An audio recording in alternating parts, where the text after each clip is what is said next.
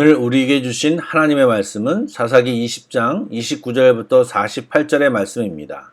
구약성경 397쪽입니다. 사사기 20장 29절부터 48절의 말씀을 드라마 바이블로 낭독합니다. 이스라엘이 기브아 주위에 군사를 매복하니라. 이스라엘 자손이 셋째 날에 베냐민 자손을 치러 올라가서 전과 같이 기브아에 맞서 전열을 갖추매 베냐민 자손이 나와서 백성을 맞더니 꾀임에 빠져 성읍을 떠났더라. 그들이 큰 길 곧 한쪽은 베델로 올라가는 길이요 한쪽은 기브아에 들로 가는 길에서 백성을 쳐서 전과 같이 이스라엘 사람 30명가량을 죽이기 시작하며 베냐민 자손이 스스로 이르기를 이들이 처음과 같이 우리 앞에서 패한다 하나 이스라엘 자손은 이르기를 우리가 도망하여 그들을 성읍에서 큰 길로 꿰어내자 하고 이스라엘 사람이 모두 그들의 처소에서 일어나서 바알다말에서 전열을 갖추었고 이스라엘의 복병은 그 장소 곧 기브아 초장에서 쏟아져 나왔더라. 온 이스라엘 사람 중에서 택한 사람 10,000명이 기브아에 이르러 치매 싸움이 치열하나 베냐민 사람은 화가 자기에게 미친 줄을 알지 못하였더라. 여호와께서 이스라엘 앞에서 베냐민을 치시매 당일에 이스라엘 자손이 베냐민 사람 25,100명을 죽였으니 다 칼을 빼는 자였더라. 이에 베냐민 자손이 자기가 패한 것을 깨달았으니 이는 이스라엘 사람이 기브아에 매복한 군사를 믿고 잠깐 베냐민 사람 앞을 피하매 복병이 급히 나와 기브아로 돌격하고 나아가며 칼날로 온 성읍을 쳤음이더라. 처음에 이스라엘 사람과 복병 사이에 약속하기를 성읍에서 큰 연기가 치솟는 것으로 분노를 삼자 하고 이스라엘 사람은 싸우다가 물러가고 베냐민 사람은 이스라엘 사람 30명가량을 쳐 죽이기를 시작하며 이르기를 이들이 틀림없이 처음 싸움같이 우리에게 패한다 하다가 연기구름이 기둥같이 성읍 가운데에서 치솟을 때에 베냐민 사람이 뒤를 돌아보매 온 성읍의 연기가 하늘에 닿았고 이스라엘 사람은 돌아서는지라. 베냐민 사람들이 화가 자기들에게 미친 것을 보고 심히 놀라 이스라엘 사람 앞에서 몸을 돌려 광야 길로 향하였으나 군사가 급히 추격하며 각 성읍에서 나온 자를 그 가운데에서 진멸하니라. 그들이 베냐민 사람을 에워싸고 기브아 앞 동쪽까지 추격하며 그 쉬는 곳에서 짓밟음에 베냐민 중에서 엎드러진 자가 18,000명이니 다 용사더라. 그들이 몸을 돌려 광야로 도망하였으나 림몬 바위에 이르는 큰 길에서 이스라엘이 또 5,000명을 이삭 줍듯 하고 또 급히 그 뒤를 따라 기돔에 이르러 또 2,000명을 죽였으니 이날에 베냐민 사람으로서 칼을 빼는 자가 엎드러진 것이 모두 25,000명이니 다 용사였더라. 베냐민 사람 600명이 돌이켜 광야로 도망하여 림몬 바위에 이르러 거기서 넉 달 동안을 지냈더라. 이스라엘 사람이 베냐민 자손에게로 돌아와서 온 성읍과 가축과 만나는 자를 다 칼날로 치고 탁치는 성읍은 모두 다 불살랐더라.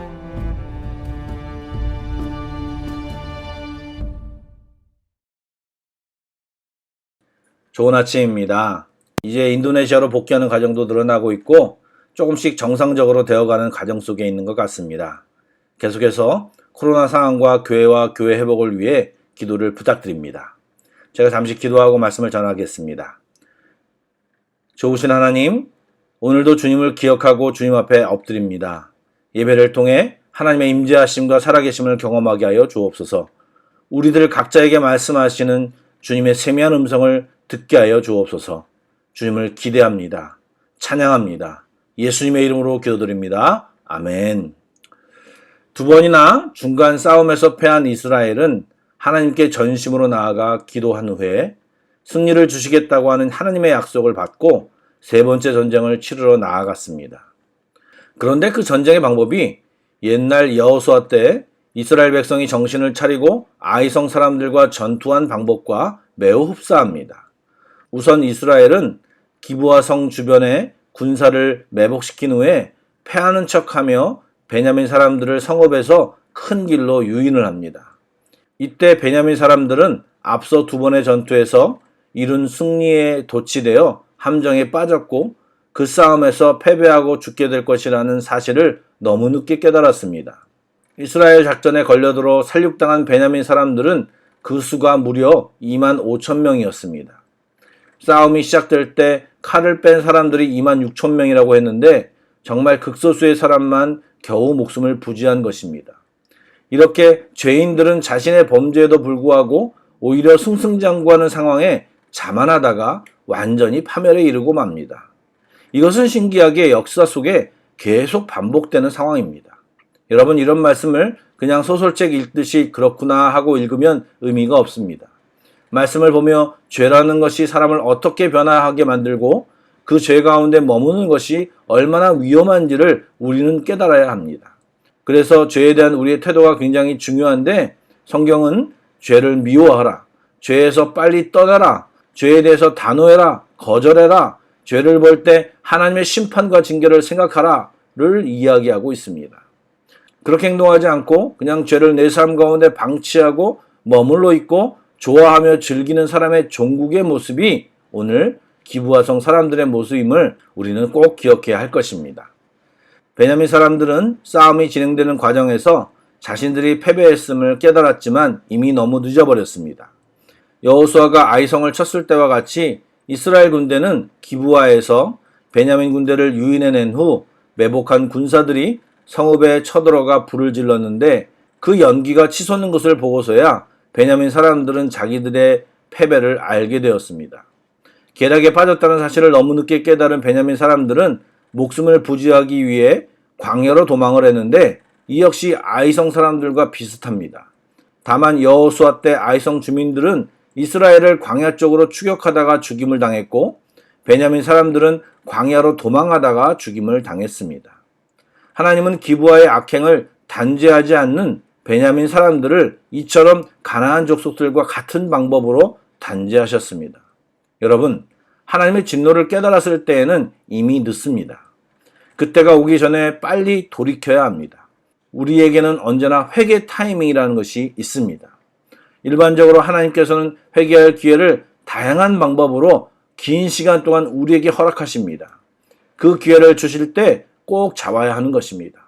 혹시 계속 거절하는 불순종이 있다면 속히 끊고 되돌려 주님께 나아가기를 권면드립니다. 사사기 저자는 베냐민 사람들의 파멸을 서술하면서도 또한 이스라엘 11지파가 베냐민 지파 사람들에게 지나친 징벌을 가했음을 빼놓지 않고 기록했습니다. 베냐민 사람들이 전투 의지를 잃고 도망하자 이스라엘 사람들은 그들을 추격하여 이삭죽도 죽여 살아남은 자가 결국 600명밖에 되지 않았다고 합니다. 이는 지나친 처사임이 틀림없습니다.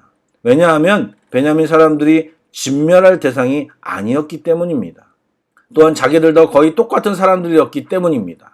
역사를 잘 보시면 자만하고 자기 죄악을 제거하지 않는 자는 결국 다른 어리석고 악한 자들에게 의해 심판을 당하게 되어 있습니다. 그런데 안타까운 점은 이 일이 하나님의 백성이라 칭하는 이스라엘의 내전 상황에서 일어났다는 사실입니다.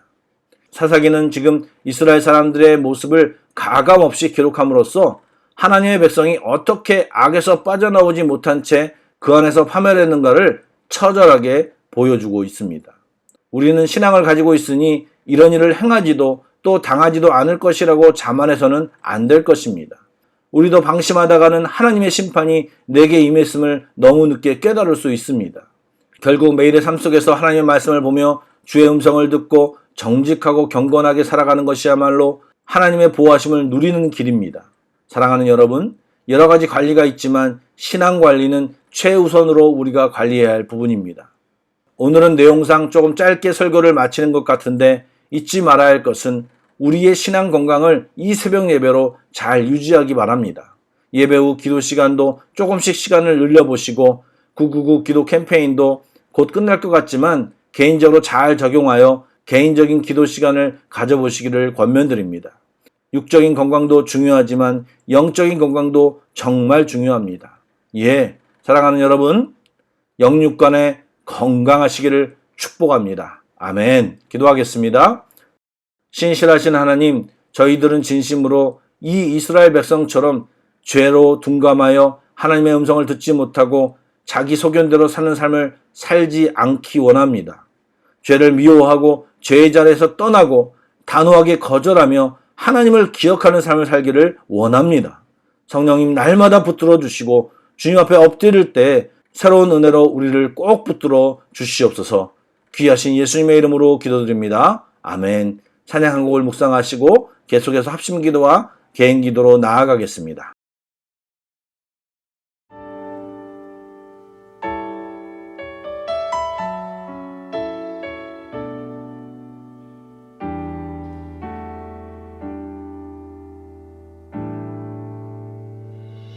내 모습 이대로 사랑하시네. 연약함 그대로 사랑하시네. 나의 모든 발걸음 주가 하시나니 날 인도하소서. 내 모습 이대로 사랑하시네. 연약함 그대로 사랑하시네. 나의 모든 발걸음 주가 하시나니 날 인도하소서.